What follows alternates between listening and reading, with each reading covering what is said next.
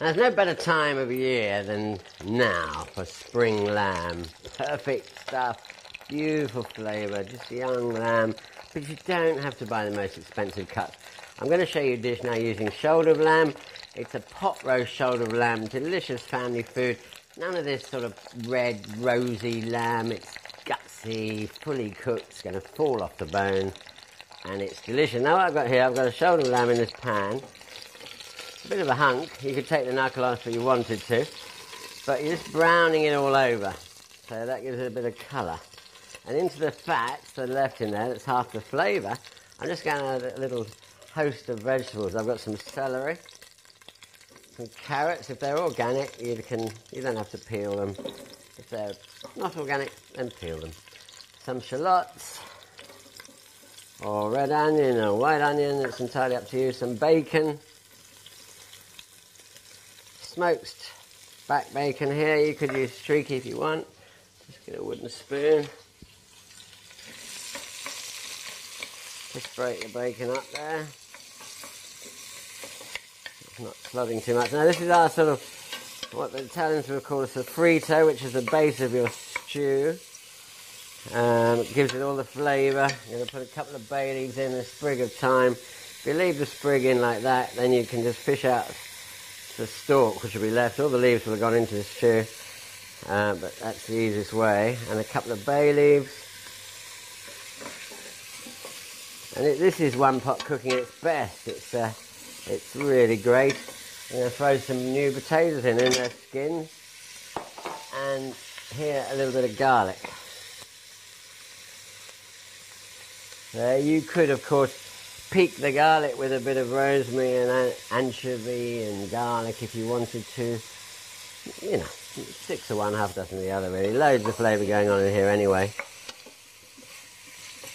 And then we're just going to add a can of tomatoes, chopped tomatoes. Like that. A good splodge of Worcester sauce, which I think is a magic ingredient. Adds a little flavour to everything, whether it's soups or stews or whatever. It's great. Really good in the Bloody Mary as well. And then just some lamb stock. If you haven't got lamb stock, could be chicken, or dare I say it, a weak beef stock would be fine. Simple as that. Bring it to the boil. You're going to pop your lamb back in, forcing its little knuckle in if you can. I did have some bigger pans. I don't know what wife's done with them all, but there we go. That cooks away. We cover it with a lid. Gently. You could put it in the Argo or slow oven, 3.5 to 4 hours. Very gentle. If you've just got an ordinary gas regulated oven, I would suggest about 140 degrees Celsius for about 3 hours, 2.5 to 3 hours. Just feel it, you know. All you do is get a little spoon, this is a big spoon, and just tug the flesh. If it feels like it's soft and it's coming off the bone, then it's ready. Anyway, as one would expect, I have one ready. But there is another little trick we're going to do, which I shall show you now, which is we're going to put a load more veg into it. But because I want to keep the colour of the veg, the vibrancy of the dish, I'm going to add it afterwards. So what I'm going to do now is just take, oh, look at that, it's falling off the bone. It's going to be very hard to get out of the dish, but we will do our best. Move that over the way. A serving dish here.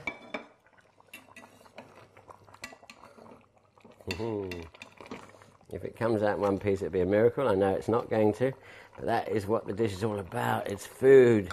You can eat with a spoon if you wanted to. Look at that, it's just fallen off the bone.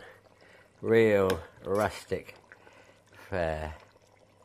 I could just eat that piece of meat there. It's going to be so tender. And then into the juices there, we're going to throw some veg.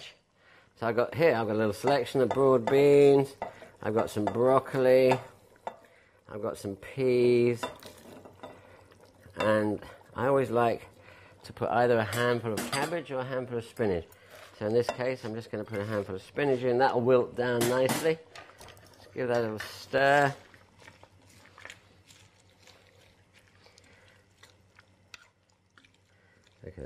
nice. You see, you're keeping the colours. Now that's only going to take 5 minutes now, because that's all that veg takes when it goes into boiling liquor. And you've got ending up with wonderful colour. Let's test the seasoning. Lamb has that really distinct flavour. I'm just going to add a little bit more black pepper. Touch more salt. Remember, salting at the end, not at the beginning, because you can always add, but you can't take away.